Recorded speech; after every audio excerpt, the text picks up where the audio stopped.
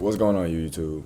UFC 316 just took place 15 minutes ago. And I'm going to be giving my reaction and break it down to every fight on the card, starting with Markel Medeiros versus Mark Choinsky. Yeah, Mark Choinsky taking this fight on short notice.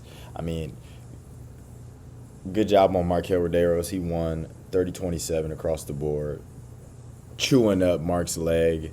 Got multiple leg kick knockdowns. Even had like a stomp.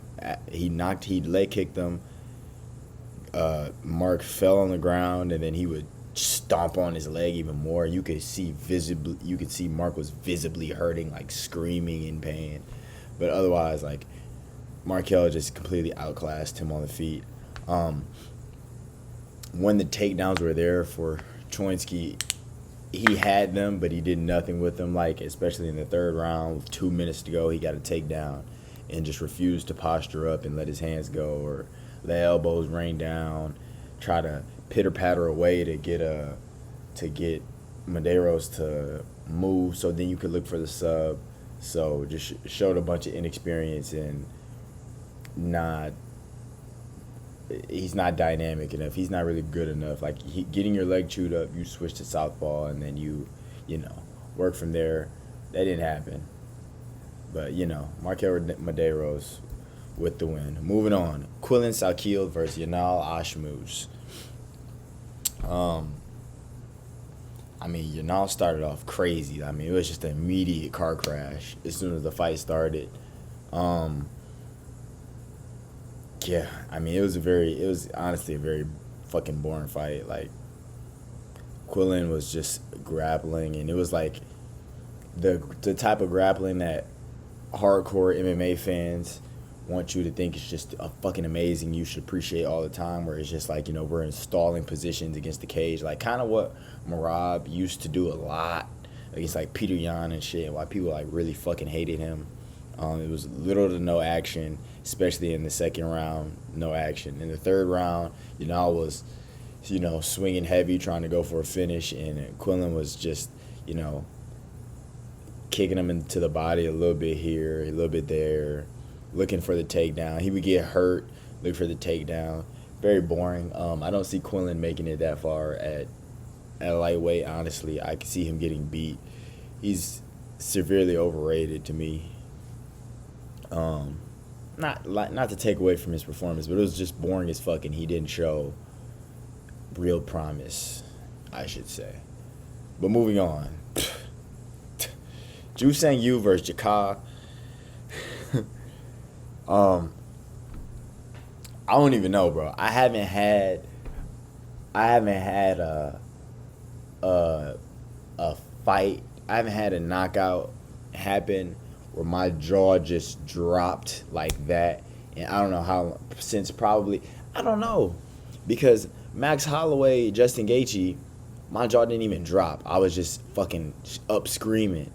But this one, I'm just watching, like, so Ju Sang Yu starts out, throws an immediate spinning wheel kick. We're like, okay. He's hands low, he's all relaxed, he's calm, he look poised. And then all of a sudden, Jaka charges in, and you just get the smoothest torqued check left hook on the chin, and he just falls face first and sleeps him.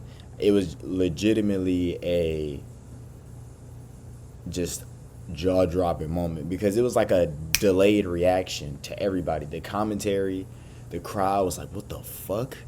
And we did not expect that. So Ju Sang Yu, a prospect on the rise that you should be looking forward to watch. He shouldn't, 28 seconds, you can see he took no damage, obviously. He should get back in there. It's June. He should be back in there on the October card maybe that just got announced. Moving on. Ariane De Silva versus Wonton, as they were calling her. Boring as fuck women's MMA fight. Another leg kick fest from Wonton. She kicked Silva's leg to death and then made Silva switch stances, even dropped her with a leg kick. Um, very not. It was as technical as a women's fight is going to be at, honestly, unless your name's Valentina Shevchenko or Zhang Wei Li. The it was as technical as a women's fight was going to be. I have nothing more to say about this. Wonton is severely overrated. The whole Joker gimmick that she had, and she got that knockout in her debut. I'm over that. I want to see some new shit. She's looked pretty fucking mid the last 3 fights she's had, and I'm over it. But moving on, Chaos Williams versus Andreas Gustafsson. I picked Andreas Gustafsson to win this fight. I'm pretty sure I said by decision. He won by decision. It was just, it was a fucking mauling. Like, a mauling like you've never seen. I don't know what the significant strikes were for Chaos Williams, but I'm sure he didn't land. There's no fucking way he landed 95 strikes. There's no way he landed 95 strikes. As soon as the fight started, Gustafsson was on him, pushed him up against the cage. It was a boring as fuck fight. Don't get me wrong. It was a mauling, but it was just fucking boring. Pushed him up against the cage. Just, a lot of boos are happening. They got separated the first time, and then he's just up against the cage, just wearing on him. Elbows, uppercuts in the clinch.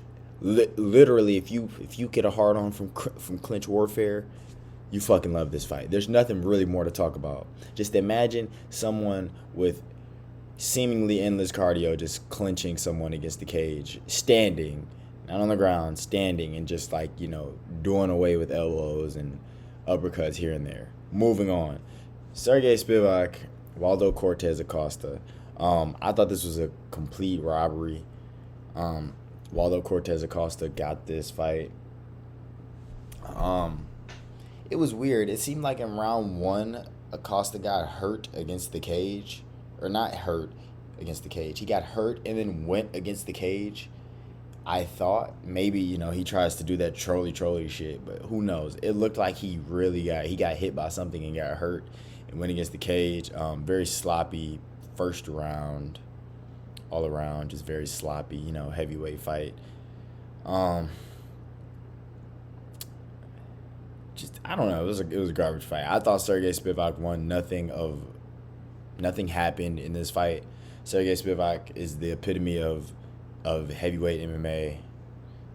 Just plodding forward, no plan, no structure, no nothing. Had all the time in the fucking universe to throw leg kicks at Waldo Cortez Acosta and just refused to, as he's crossing his feet, walking away from Sergey or walking toward him, whatever. Spivak just refused to be dynamic. Couldn't get a takedown. Refused to really try to go for any takedowns. Sloppy piece of shit heavyweight fight.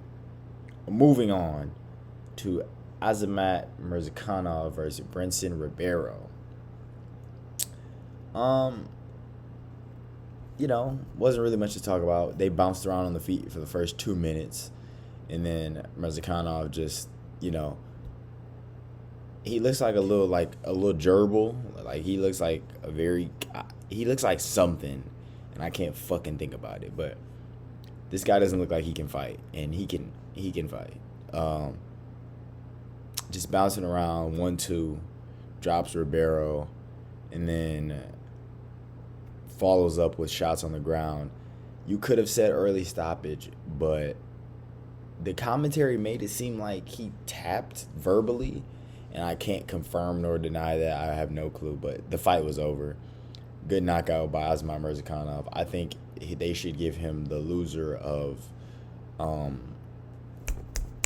Khalil Roundtree, Jamal Hill. I don't think you should rematch or rebook this Nikita Krylov fight. I don't want to see that. Nikita Krylov is kind of, I don't know. It'd be a good fight. I just don't want to see it. Murzakanov good. He can be the future. Moving on. Joshua fucking Van, man. Josh Van versus Bruno Silva. Josh Van's fucking impressive, man. He gets it done by KO in the 3rd round. His boxing is just way too good, too slick. Motherfucker's 23 years old, bro. 23. His boxing just way too good. In the first round, just piecing him up, moving forward, stalking him down the entire time.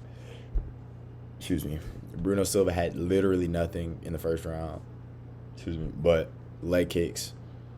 You know, Van could work on checking leg kicks, making sure you check them early so people don't start spamming them. Like I remember in that Sphere card, I think it was Edgar Shirez. Edgar Shirez was piecing up his legs, and he hurt him there too. So I think he should work on his leg kick defense. Daniel Pineda needs to fucking snap some sense into him there. But amazing boxing throughout the entire fight. Dropped him in every single round. Probably was it 10-8 in the first round, I think it was. Probably was. Second round was the same. Dropped him there. The third round was even better than the second because he started to initiate his teeps. Like, he started teeping the body and digging to the body with hooks after coming upstairs. And it was just a really, really, really, really good performance from Josh Van. He's 23 years old. Motherfucker's fighting every 2-3 months, it feels like. He's one of my favorite fighters. I look forward to seeing him fight again. Didn't take that much damage. You know, it's June. He can get another little break. Hopefully he sits out till probably, you know, I want to see him on a Volt card or an Alex card. That's what I want to see him on. I want to see him on a Volt card or a Poetan card. You know, get a bunch of my favorite fighters on the same card. Great KO from Josh Van. Bruno Silva, fuck you. Moving on. Kevin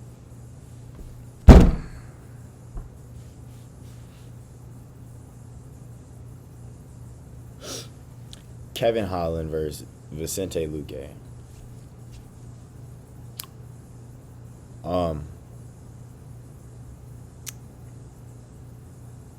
Kevin Holland with a Darce in the second round and a counter choke. Whatever you want to call it, man. I don't know, bro. I hate Kevin Holland, bro. I hate him. From the start of the first round, the nigga would not stop talking. He was just talking while fighting, and it was so fucking corny.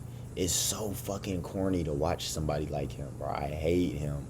He's so fucking corny. I don't know how people don't find that shit corny and annoying.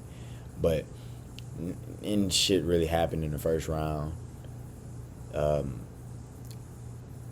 Luque went for a single leg in like the first minute, and Kevin Holland's just like, you know, hammer fisting him in the side of the head and shit. Kevin Holland landed a big step in elbow that left like a fucking boil on Vicente Luque. It's like behind his ear. It was so odd. It was like literally like a boil, like fucking like Lil Bro from Fairly Odd Parents. And then Luque was landing good check left hooks, letting him come in. But then second round comes, and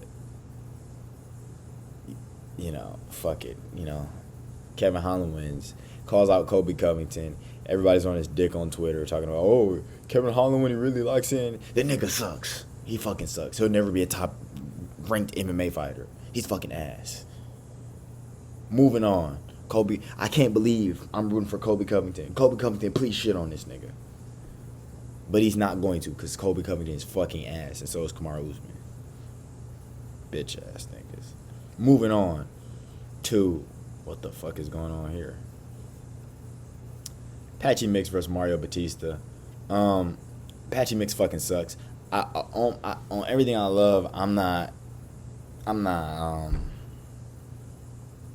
I refuse to hype this. The last two pay-per-views, numbered pay-per-views, I've said Pitbull was going to win and he was going, you know, blah, blah, blah, blah.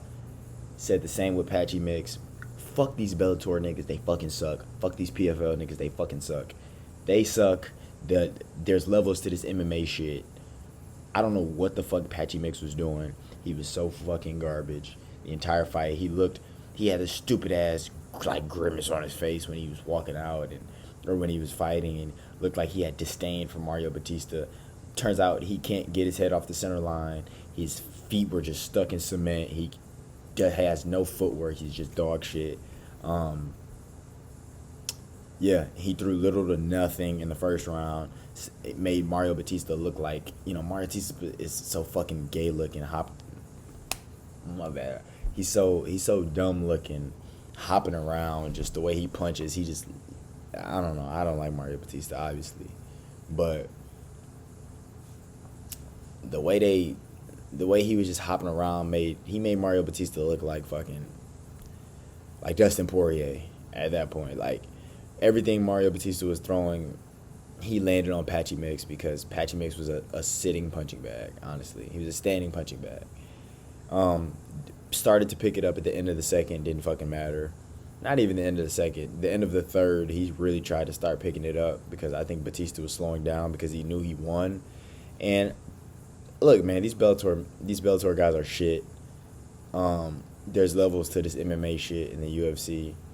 I refuse to give any more props to anybody that's come over from another organization, from like one of the big ones. We haven't had like a champ really be a champ since Yuri coming from Ryzen, and that was 4 years ago. Every time we got these guys, you could say MVP, but MVP is like he's not a top ranked fighter. MVP is like we're gonna throw MVP on this fight night card in Saudi Arabia and have him bounce around and maybe land something crazy so that we can have a cool highlight reel. But MVP's fights are shit.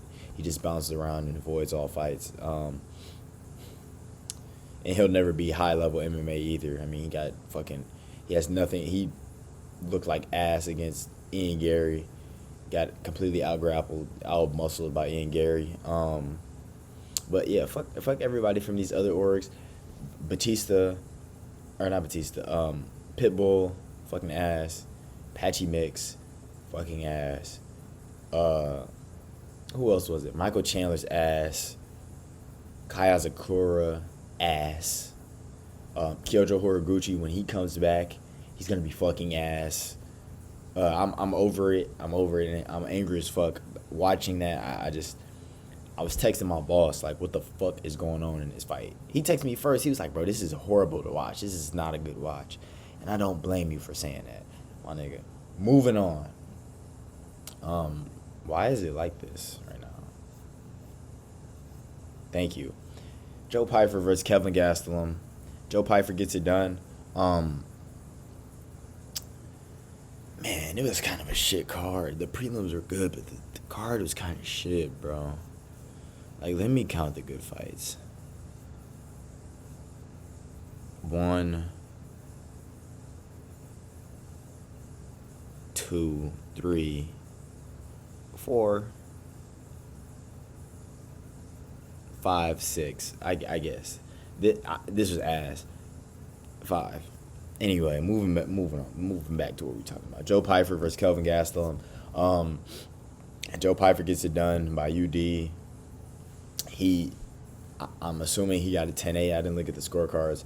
Assuming he got a 10-8 for round 1. He knocked Kelvin Gastelum down twice. Not much going on outside of that. Joe Pyfer refuses to throw anything unless it can just take your lights out. I'm sure his volume consisted of across the board consisted of 25 thrown in the first I'm going to say like 40 thrown in the first because of the ground and pound strikes that he was trying to throw to get him out of there. 25 and like 20. Like he doesn't throw anything outside of a big looping overhand or a big straight. He throws a jab once every 6.5 minutes. He does nothing. He's just a power merchant. Like literally, if you took away his power, he would just be fucking Bo Nickel. I don't know. Kelvin Gastelum did nothing for 2.5 rounds. Did nothing but fight on the outside. They both did nothing in the second round. Like, it was so shit and boring in the second round that it was a close round, and they really did not throw anything. Joe Pyfer landed his one big shot that round, but outside of the first round, he, like, you know, and then the third round was Kelvin's. So I don't know. It was a shit fight. I fell asleep in the last 30 seconds of it, leading up to, because I needed it because I was fucking bored. The last 30 seconds of that fight, up until, because I knew Pyfer won, up until when Juliana Pena was getting announced to walk out, is when I was sleeping, because I knew they were going to have that promo and I was going to get a cool 25 minutes of sleep, and I did. That's how, only reason I'm up getting this video done at 12:43. But yeah, shit boring fight. I can't believe this is the feature fight.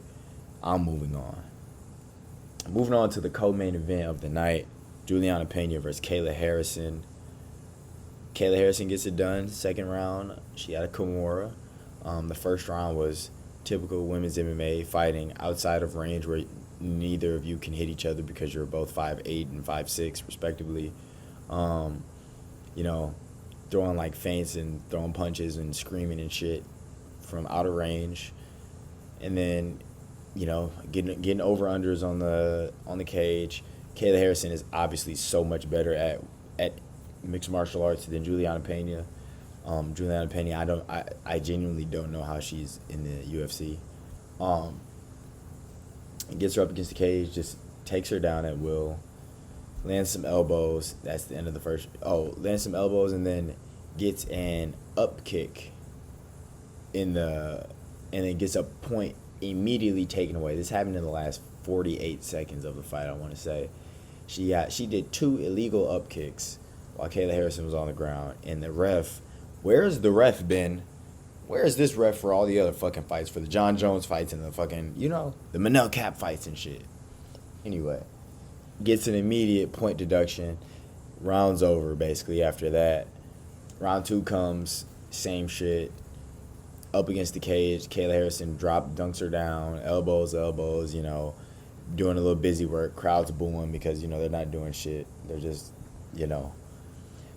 Juliana Pena's like this, trying to, you know, when they're stuck in that stalemate on the ground, when somebody gets you in half guard and you're not trying to let them posture up, so you're just doing this for a minute and 40 seconds and the crowd's booing you. That's what was going on. And then Kayla Harrison worked over past guard. I think she passed guard. She either passed guard or she got another takedown and landed in side control. But regardless, it doesn't matter. She got the Kimura in the last like 10 seconds, and it was so tight that if she didn't tap, she would have broke her arm. It was very tight. She didn't even have to step over. It was that tight. Yeah, Kayla Harrison gets it done. We finally get to see a good women's bantamweight fight. And Harrison versus Amanda Nunes, I would probably be going with Kayla Harrison in that fight. She took no damage. You know, I mean, I know you want to let Harrison take her moment, have her moment, and I know you want to let Amanda, you know, work her way back into shape. You know, Kayla Harrison cuts a shit ton of weight. She's probably going to need a little minute. But she shouldn't take that long to fight. She shouldn't. She fought last in October, which was October, November, December, January, February, March, April, May, June. 8 months ago. She should be fighting on like the December card in a co-main, or a, you know, maybe we can get a fucking triple belt on the line, you know what I'm saying? But, you know, the UFC's, we're done with that. You know, Dana White didn't show his face until fucking Trump came to town, so whatever. Moving on to the main event of Merab Dvalishvili versus Sean O'Malley. Now, Merab Oral Farm. I picked Merab by UD, like the majority of people did, I'm assuming. When he walked out and the kid Merab walked out, and they're leaning over the stands, trying to cheer him on and shit, and the stands break as they're leaning against him, against it, and people fall out, and you know they gotta move Merab out the way, and the kid breaks his leg. aura. No, I'm forcing it. But no, Merab aura farmed and broke a kid's leg. Shame on him. But, you know, um,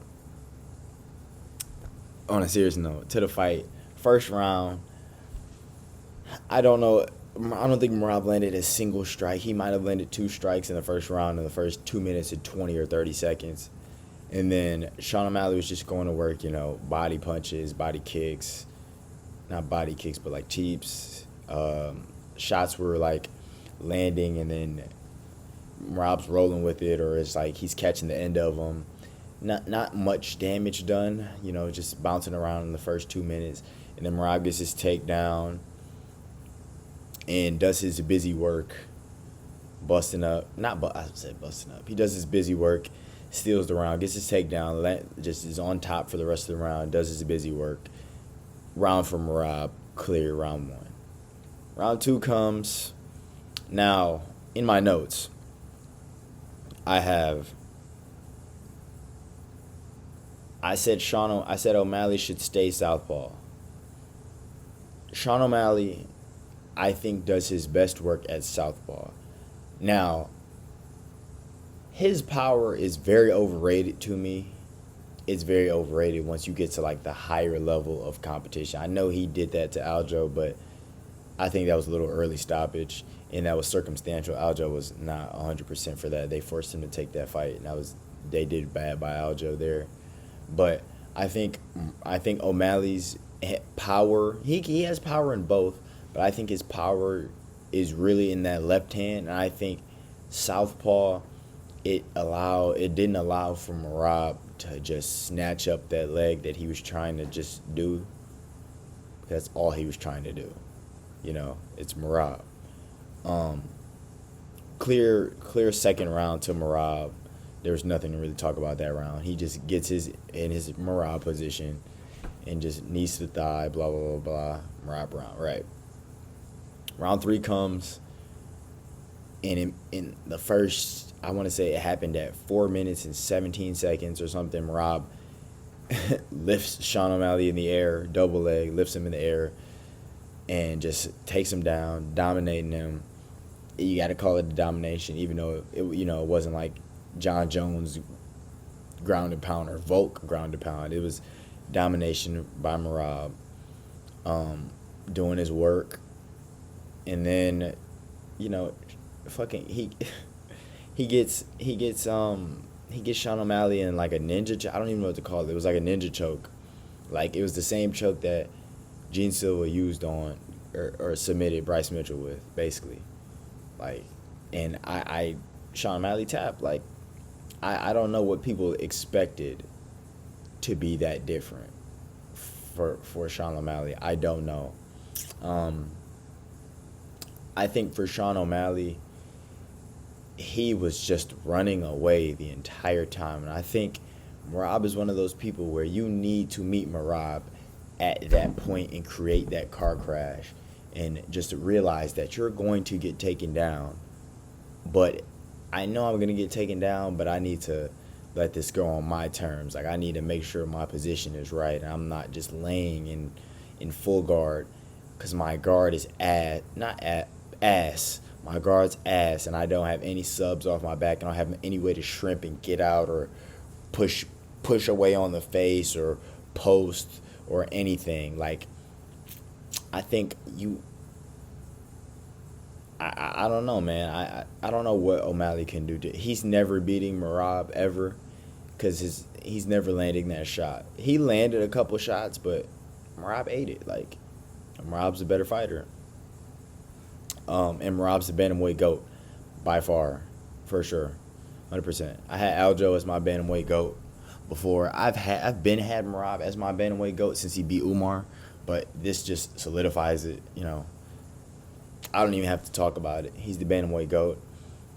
And yeah, I mean, I don't know what's next for Sean O'Malley. He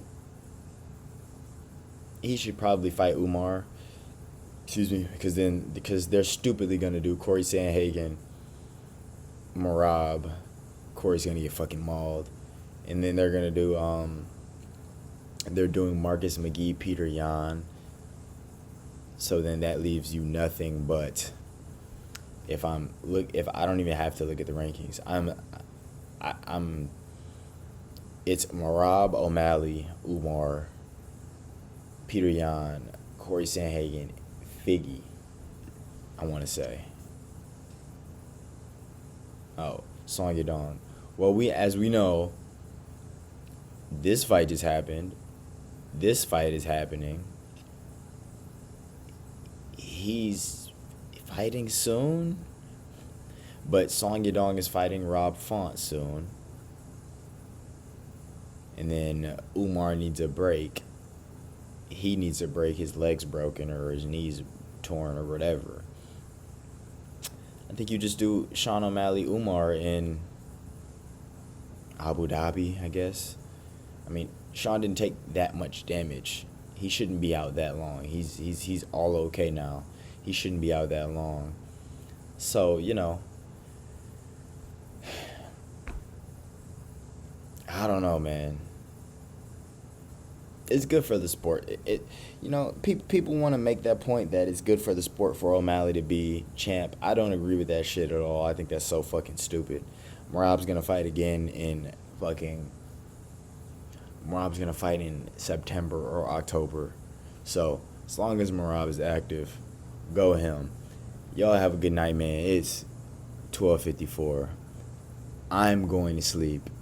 Stay tuned for more videos. I'm uploading more consistently, and we up, man.